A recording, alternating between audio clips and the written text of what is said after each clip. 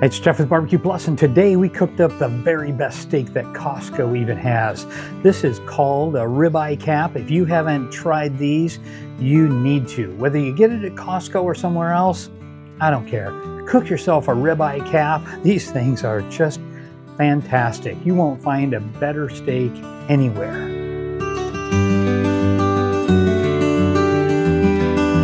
Hey, it's Jeff with BBQ Plus. We're going to show you how to cook this fellow right here. So this is a Ribeye Cap. Pick this up from Costco. I think it is the best steak at Costco. It is probably one of the best steaks anywhere. I love these things. They are so awesome. They are the edge of the ribeye. So the ribeye has kind of the big eye portion of it, but then it has some kind of decal fat, and then it has this little rim around the top.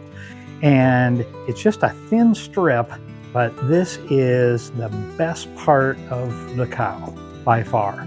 It is tender, it is juicy, it is flavorful.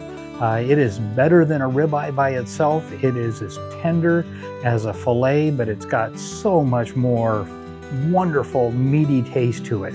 There's a ton of intermuscular fat in here.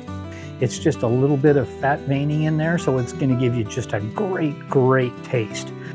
It is a round piece that they tie up with a, I don't know if you can see that or not, but there it is. You can see that string right there. So they wrap it all the way around, tie it up with a string. We're going to cut the string off when we eat it, but this is how they come. Usually 2, 3 to a package.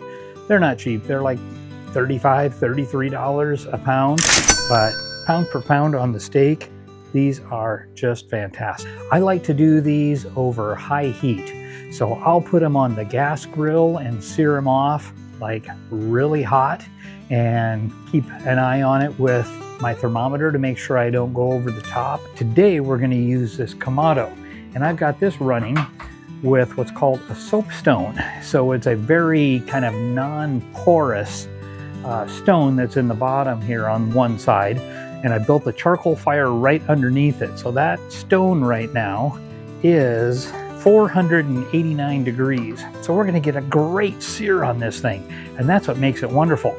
I'm going to use a little bit of avocado oil on that stone, put this on top of it, and it is just going to be fantastic. Doesn't take very long to cook it, that's for sure. Now, what I did to start out with for seasoning, so you may not agree with me, but I think that this Montreal steak seasoning is really good on steaks. And that's if you do a couple of things. One is I start out with some olive oil on there, spray it on, make sure that it's kind of rubbed in on both sides. And then I put some of this Montreal on. I do that probably about 45 minutes before I'm going to put it onto the grill. So that way, with all the salt that's in there, it can kind of absorb in there and kind of pull some of that moisture. It's fantastic. And then I add a little bit of granulated garlic. Both of these are readily available at Costco. Love the taste that the garlic gives. Love the Montreal. I am going to finish it with a little bit of real butter and a little bit of sea salt at the very end. I started these out about 45 minutes ago on both sides with the olive oil, with those seasonings, and then just let them sit on the counter inside the house. Now it's time to bring them out, put them on here, and cook them up. I tell you, if I had one steak that I could eat and cook for the rest of my life, it'd be this Ribeye Cap. We're going to hit this with a little bit of avocado oil right there, and we're going to turn this guy over. Wait for the sizzle here. Wow, look at that. We are getting a nice crust on there. That avocado oil underneath there has got a real high splash point, so we're not burning anything. I probably wouldn't use butter on that. This is going to be fantastic. I am getting super excited about this. So our plan on this is we're going to sear it on both sides. We're going to take the internal temperature. You always want to make sure you have a good instant read thermometer that you can stick into there. I always aim for about 125 degrees on my steaks. I like them on the rare side of medium rare. It will have a little bit of carryover cook, so after we pull it out, put it on the plate, we're going to put some aluminum foil underneath it, add that butter on, a little bit of sea salt, and just give it a little bit of time to finish the cook on there. It'll probably bring it up to about 130, 133 degrees, and then we're going to cut into there and give it a taste. Super excited for this. I love cooking on charcoal. I think that the charcoal flavor just really imparts a lot of great taste into anything that you're cooking on. Pellet grills do a great job. They'll give some smoky flavor to it, but just something about charcoal or even real wood that really makes the difference for me. So hands down, if I have a chance on what I'm going to cook on, even though it takes a little bit more time for fire management to be able to get the temperature steady, I'm going to choose real wood. I'm going to choose charcoal every time. There's a lookie. We're going to see what our temperatures are. 70 degrees. Yeah, 73. I think that's good. These are going to use a little bit more time, and then we'll check back in. But I can hear that sizzle, and it is making my mouth water. So some other questions about searing meat. Yeah, I use a gas grill. I've used like a Weber kettle. I love the Kamado, even though it takes a little bit more time to get it up to temp because you've got so much mass. That's 500 pounds of ceramic in there that you got to bring up to temperature. Nice thing is, once you get it there, it just holds it. It sips on fuel, so you're not using very much charcoal to keep it going, and the taste is just fantastic. You can use pellet grills, and some pellet grills are going to be better for searing than others. I'm going to put together a video in the next few weeks about, can I sear a steak on a pellet grill? The answer is, you better watch the video when it comes out. So if you like what we're doing here, if you would hit that subscribe, hit the like, share it with some friends, make some comments, and I am always glad to answer questions that you have, see what you're cooking, just love to interact with you.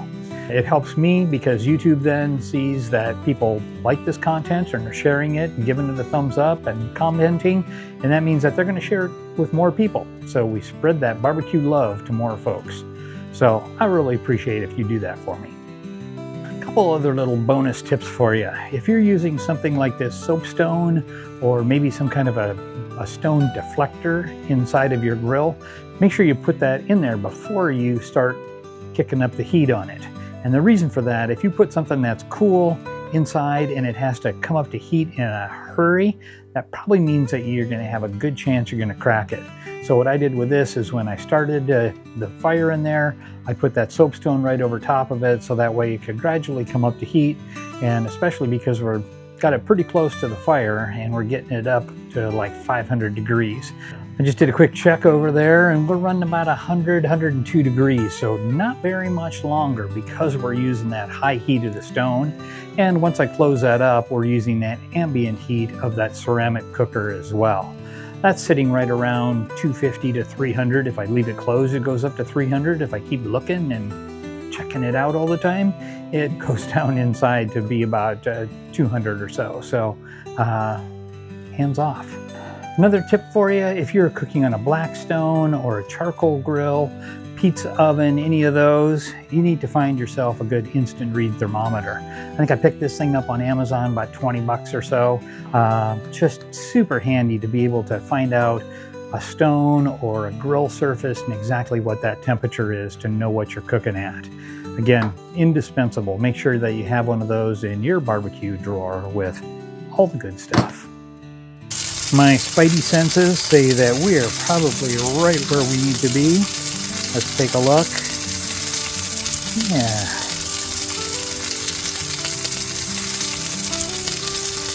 Right in the center there, we're around about 112 or so.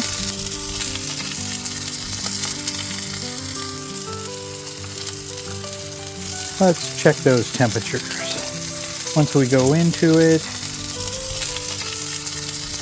yeah, we're about 108 on the far side. The near side is up a little bit higher. That's looking good. I think we're just about ready to take that off. I did just turn it. Listen to that. That is just calling me. All right, we're ready to bring that off of the grill. We're going to put it on here underneath some aluminum foil, a little bit of butter, a little bit of salt. Let's go grab it.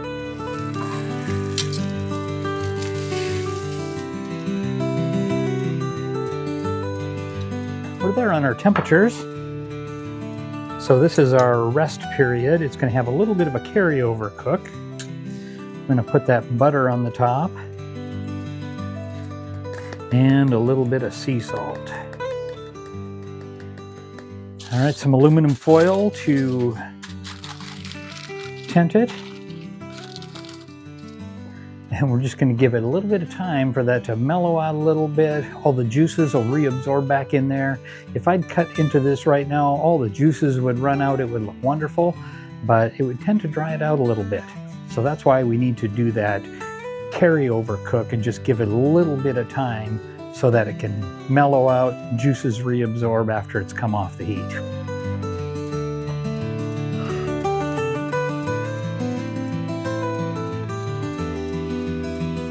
Let's cut into that.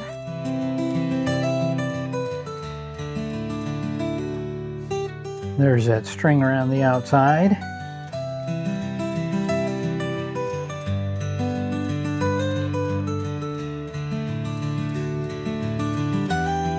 Okay, the moment of truth. Let's see what that tastes like.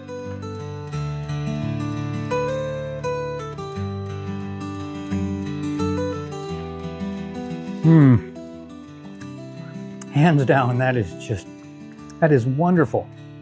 The taste, I can taste the charcoal coming through on there that it was cooked on.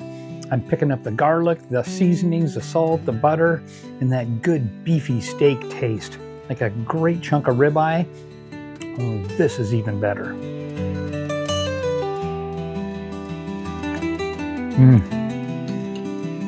Hands down, if you are not cooking ribeye caps, you are missing out. You need to go cook these things. Maybe it's in your backyard this weekend. Hey, I'm BBQ Plus. Thanks for watching.